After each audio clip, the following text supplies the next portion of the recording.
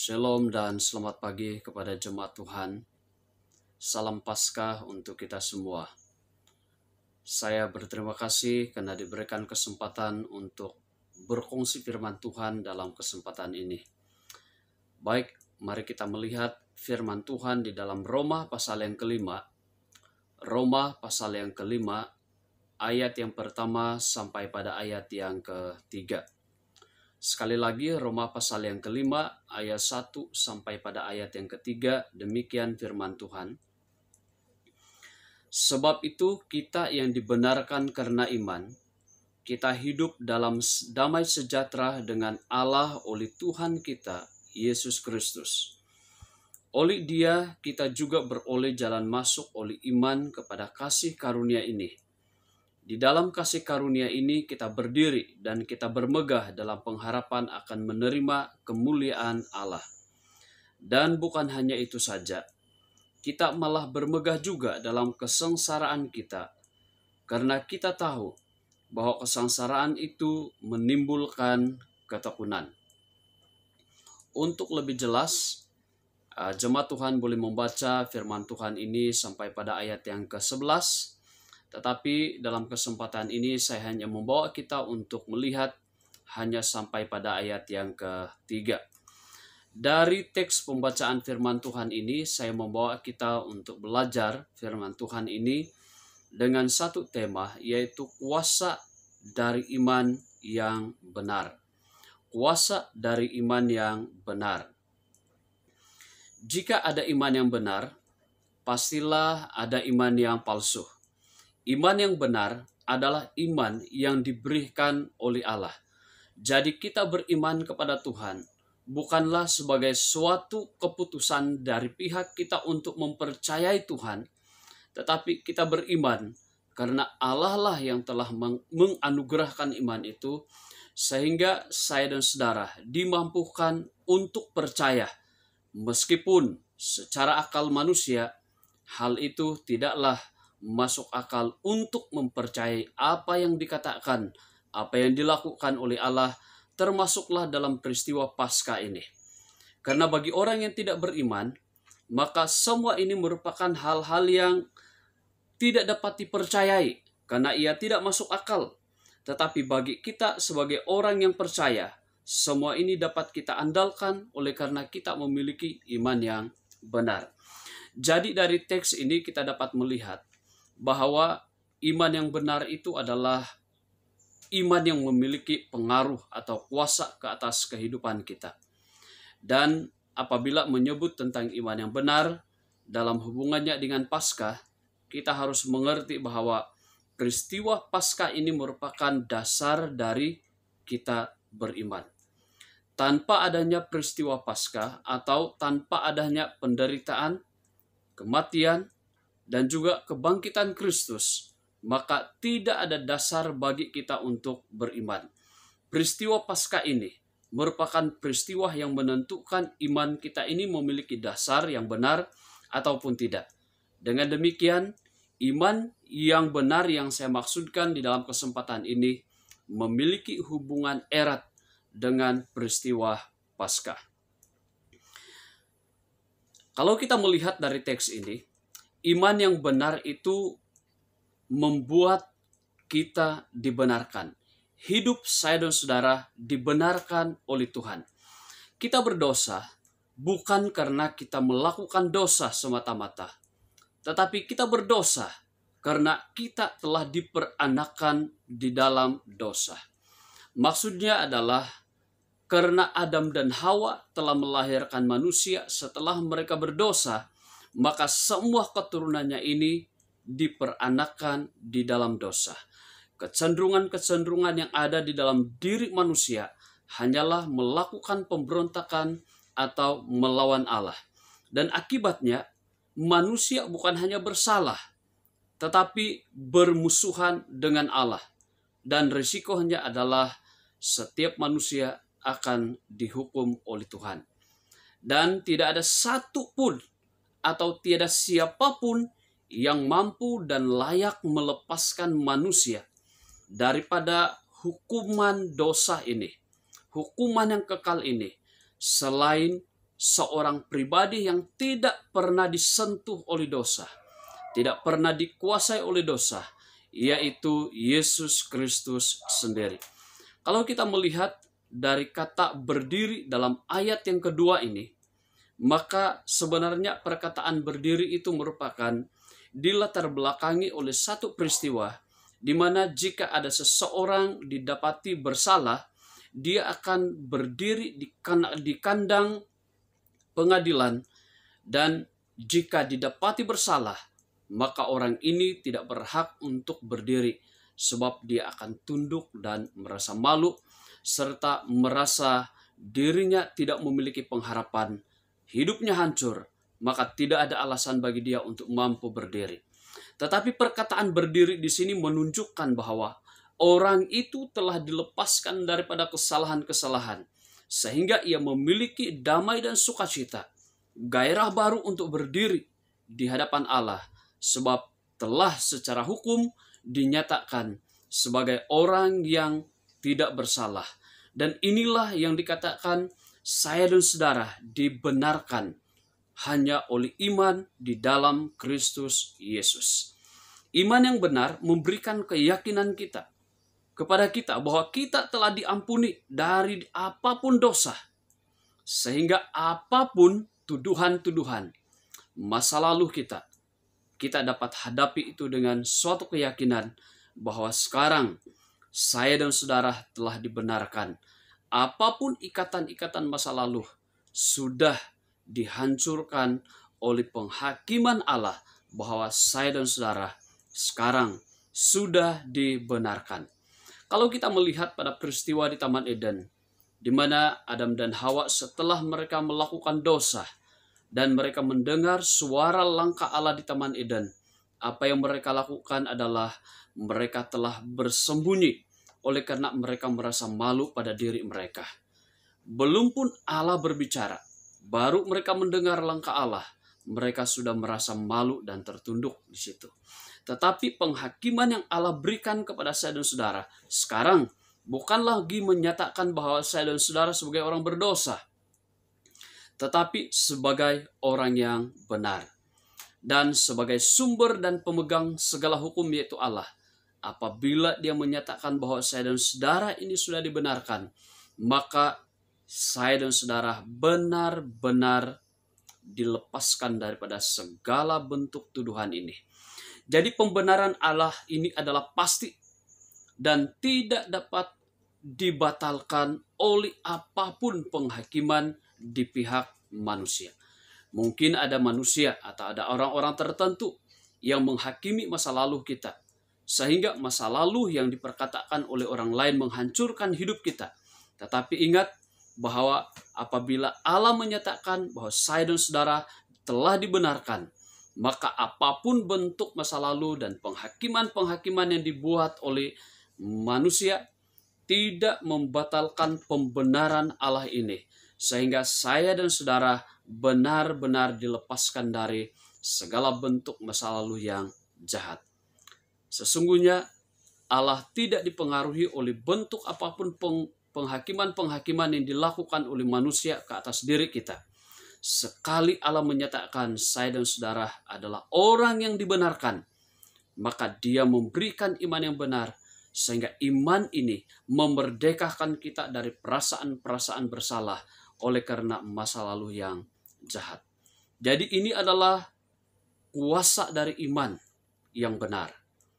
Yang kedua di sini, kuasa dari iman yang benar yang kedua di sini adalah kita berdamai dengan Allah.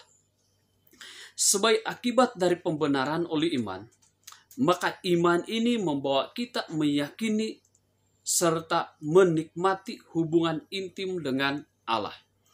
Iman tidak hanya membuat kita meyakini pengampunan dan pembenaran, tetapi iman juga mempengaruhi emosi kita, sehingga kita merasakan ada damai sejahtera di dalam hidup kita karena pengampunan daripada Allah sendiri. Jemaat yang dikasihi oleh Tuhan, Allah tidak menyembunyikan kesan dari pembenaran ini, yaitu kita memiliki damai sejahtera, hubungan yang intim dengan Tuhan, sehingga refleksi atau kesan daripada pembenaran ini adalah kita benar-benar memiliki hubungan yang intim dengan Tuhan. Dan sebagai kesan dari hubungan yang intim dengan Tuhan, maka kita juga memiliki damai sejahtera, suatu keinginan bersekutu, suatu keinginan berdamai dengan sesama, suka mengampuni, suka menerima antara satu dengan yang lain.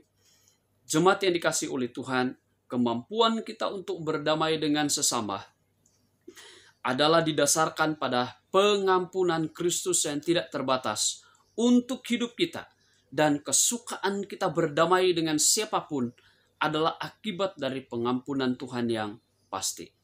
Jadi, jika seseorang memiliki iman yang benar, pasti dia memiliki hubungan yang rapat intim dengan Tuhan.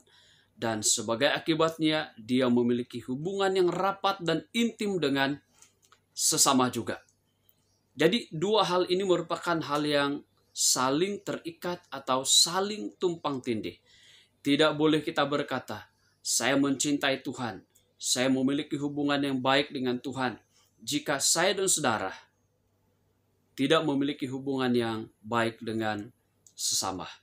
Jika hari ini saudara memiliki konflik dengan sesama, mungkin dia adalah ahli keluarga, teman, atau siapapun, dan engkau mungkin berkata sulit untuk mengampuni.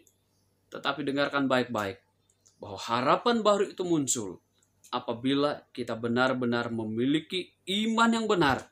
Karena iman yang benar bukanlah iman yang pasif, tetapi iman yang aktif, yang akan terus menerus bekerja di dalam diri kita, mengerjakan hati yang suka mengampuni, suka menerima, suka berdamai dengan sesama. Sekali lagi, iman yang benar itu tidak hanya memunculkan keyakinan kita bahwa kita telah dibenarkan dan diampuni oleh Tuhan, tetapi iman yang benar itu juga mendorong hati kita untuk bersukacita memiliki hubungan dengan Tuhan, sehingga kegairahan itu muncul, baik bersekutu dengan Tuhan melalui firman, baik melalui doa, dan terlihat dalam kehidupan etika kita atau moral kita, suka untuk mengampuni, suka untuk menerima berdamai satu dengan yang lain. Jika Anda berkata tidak ada peluang lagi, tidak ada harapan lagi untuk berdamai, dengarkan baik-baik.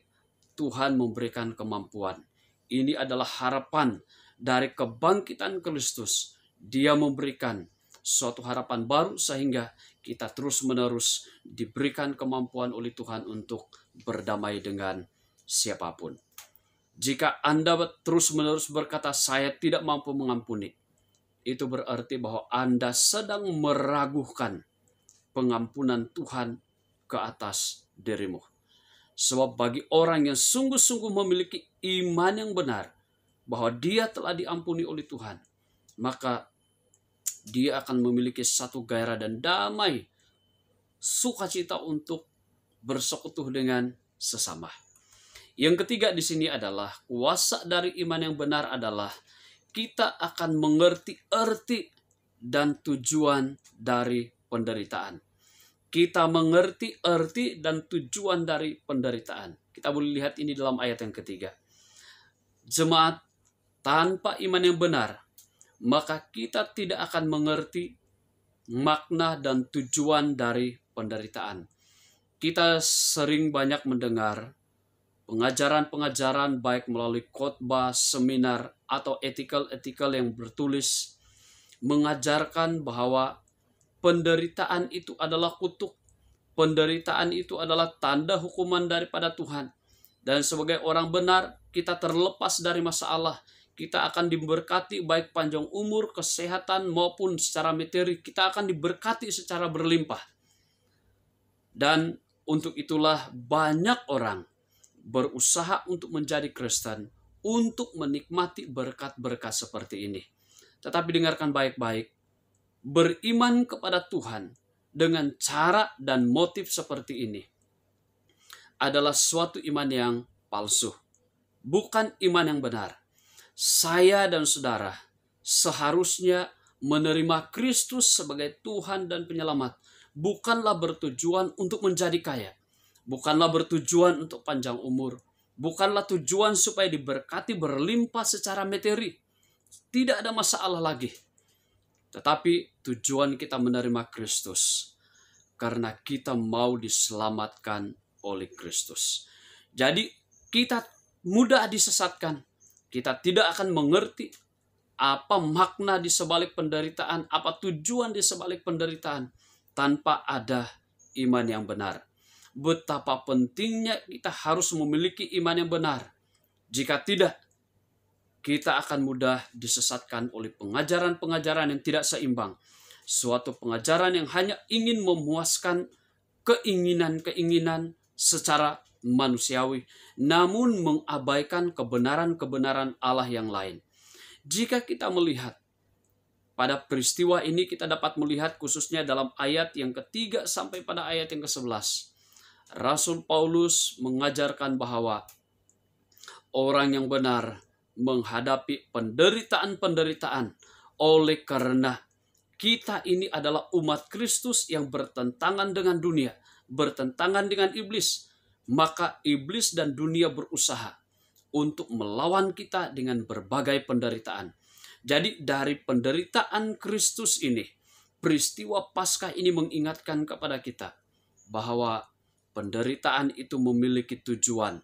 Bahkan bagi orang yang benar, penderitaan itu adalah bukti bahwa kita sedang setia kepada Tuhan.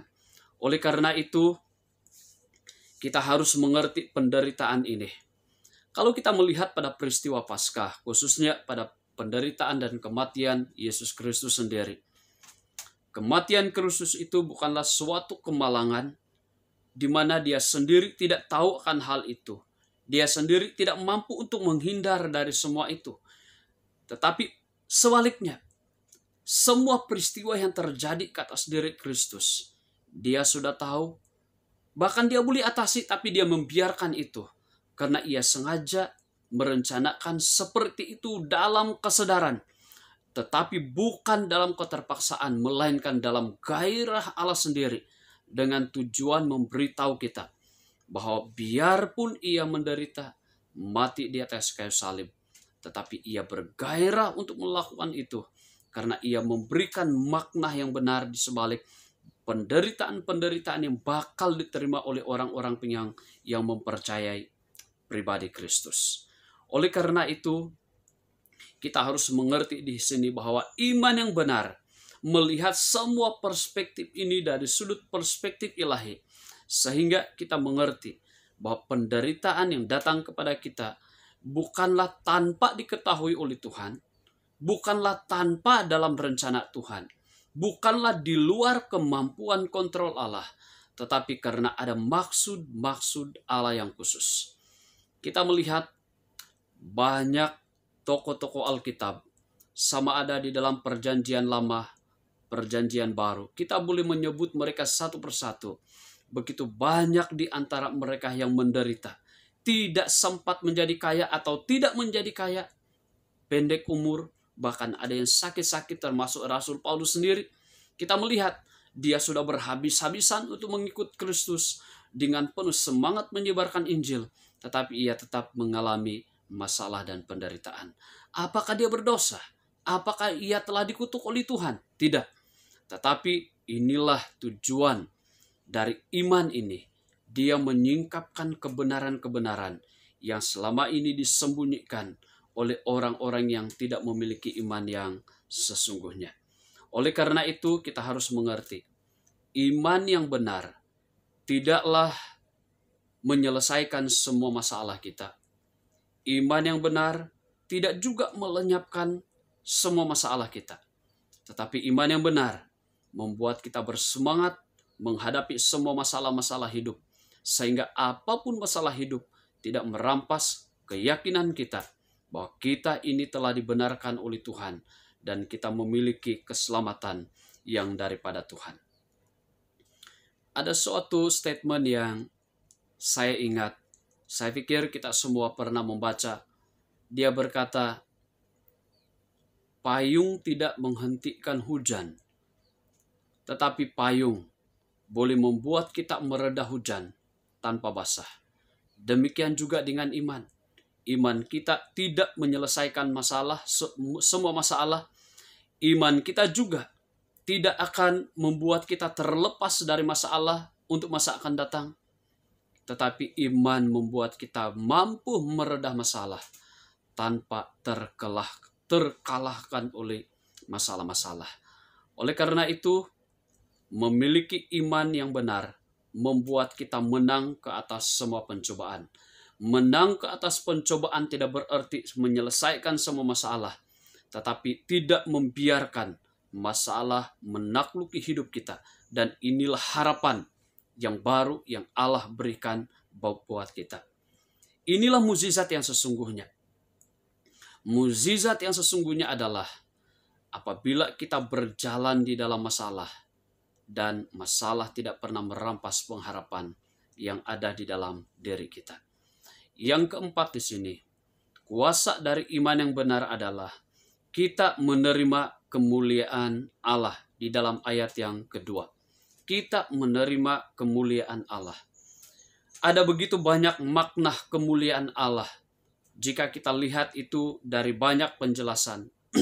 Tetapi dalam konteks ini, atau kalau kita melihat ini dalam ayat ini, makna kemuliaan Allah yang dimaksudkan oleh Rasul Paulus adalah tindakan-tindakan anugerah Allah yang dinyatakannya kepada manusia di dalam Yesus Kristus atau melalui Yesus Kristus, yaitu perdamaian, pembenaran, penebusan, dan keselamatan.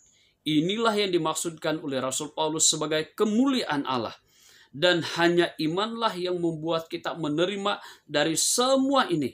Sehingga kemuncak dari semua ini adalah saya dan saudara menerima keselamatan abadi daripada Allah sendiri. Jika saya bertanya pada saudara, apakah tujuan Anda beragama? Apakah Anda mau beragama hanya supaya Anda disanjung, Anda diingat, Anda dipedulikan, Anda dipuji, atau supaya hidup Anda teratur? Jika tujuan kita beragama hanya sejauh itu, maka agama itu tidak lebih daripada sebuah pendidikan moral semata-mata. Agama yang benar adalah agama di mana ia memperkenalkan Yesus sebagai satu-satunya keselamatan. Dan tujuan utama dari Paskah ini adalah dia memberikan keselamatan yang abadi untuk saya dan saudara.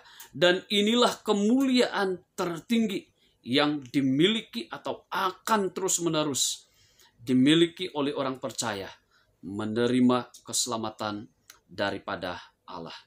Oleh karena itu, kekristenan bukanlah suatu agama semata-mata yang mengajarkan hal-hal yang baik, hal-hal yang hanya bersangkutan pada moral. Tetapi kekristenan adalah suara kebenaran yang memperkenalkan Kristus kepada dunia, bahwa satu-satunya keselamatan itu adalah Yesus Kristus. Menerima kemuliaan Allah berarti menerima Yesus Kristus sebagai Tuhan satu-satunya yang menyelamatkan saya dan saudara. Oleh karena itu, dasar kita beriman untuk menerima kemuliaan Allah ini adalah pada kematian, penderitaan kematian, dan kebangkitan Yesus Kristus. Tanpa kebangkitan Yesus Kristus, janji penebusan, janji perdamaian, janji pembenaran, bahkan janji untuk menikmati damai sejahtera terkubur begitu saja. Tetapi dengan kebangkitan Kristus Yesus, semua janji ini menjadi pasti, sehingga kita memiliki pengharapan-pengharapan yang baru. 4 hal ini akan kita terima apabila kita menerima iman yang benar. Kita dibenarkan, kita berdamai dengan Allah dan sama.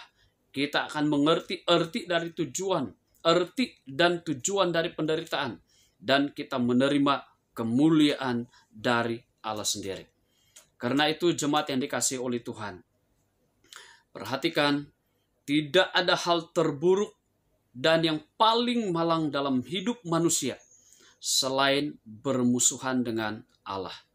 Oleh karena itu, berdamailah dengan Allah dengan cara menerima Yesus Kristus sebagai Tuhan dan Penyelamat, sehingga Dia akan memberikan damai sejahtera itu di dalam hidupmu, sehingga engkau akan mengalami sejahtera yang abadi, dimampukan untuk mengampuni dan menerima siapapun.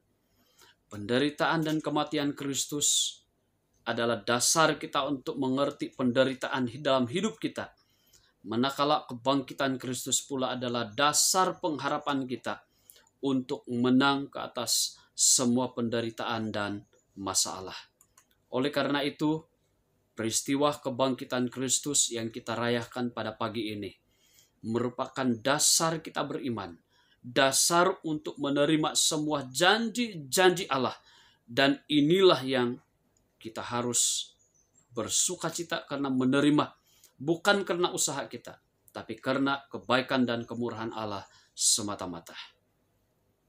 Suatu pertanyaan penting buat saya dan saudara pada pagi ini adalah, apakah engkau telah memiliki iman yang benar? Sebab dalam iman kita kepada Kristus, engkau tidak hanya memiliki harapan yang baru, tetapi engkau memiliki harapan yang pasti. Perhatikan, iman yang benar itu bukan mewujudkan harapan-harapan baru semata-mata, tetapi ia memberikan, ia bekerja sehingga kita menerima itu secara pasti. Kita bersyukur karena karya Kristus yang agung membuat saya dan saudara memiliki iman yang benar dan memiliki janji-janji Allah yang luar biasa seperti ini. Kita berdoa. Bapa di sorga, kami bersyukur ya Tuhan untuk firman-Mu pada pagi ini. Kami telah mendengar bahwa iman yang benar yang dari Tuhan adalah iman yang hidup, yang tidak bersifat mati. Iman itu bekerja dalam hidup kami, sehingga hidup kami terus-menerus mengalami perubahan, bertumbuh dalam kebenaran, sehingga kami menjadi anak-anak Tuhan yang hidup di tengah-tengah dunia ini, meski dalam penderitaan, tetapi penuh semangat untuk menghadapi apapun, karena Tuhan yang bekerja di atas hidup kami, dan kami telah menerima kemenangan yang pasti. Terpujilah Engkau Tuhan.